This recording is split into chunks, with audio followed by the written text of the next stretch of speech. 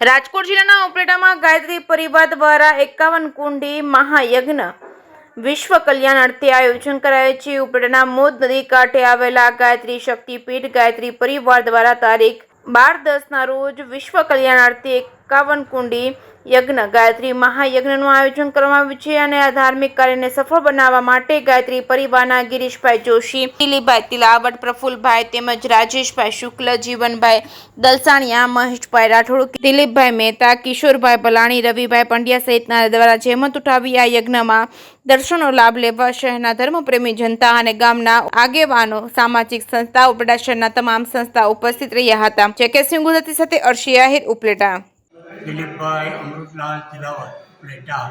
ગાયત્રી શક્તિપીઠ, ઉપલેટા આજ વર્ષોથી જ્યારથી સ્થાપના થઈ ત્યારથી 51 કુંડી ગાયત્રી યજ્ઞ એક વર્ષમાં કરે છે।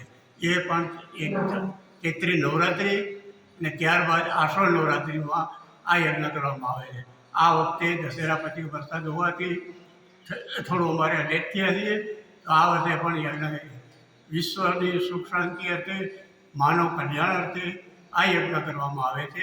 અને આ યજ્ઞનું જે કાંઈ અમે કાંઈ કરીએ છીએ તે વિશ્વ સુખ શાંતિ માટે અને મારા ગુરુજીના માર્ગદર્શન નીચે યજ્ઞ કરવામાં આવે છે। આ યજ્ઞમાં કોઈ પણ જાતનું અદ્રવ્ય કે બીજા પદાર્થોનો કરતા નથી।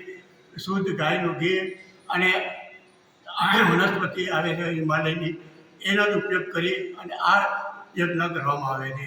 આ યજ્ઞમાં અંદાજે દર વર્ષે 1200 થી 1500 માણસનું જમણવાર કરવામાં આવે છે। 51 જણા કપલ બેસીએ છે ગાયત્રી માટે અને દરેકને યજ્ઞમાં પુસ્તકોની ભેટ આપવામાં આવે છે।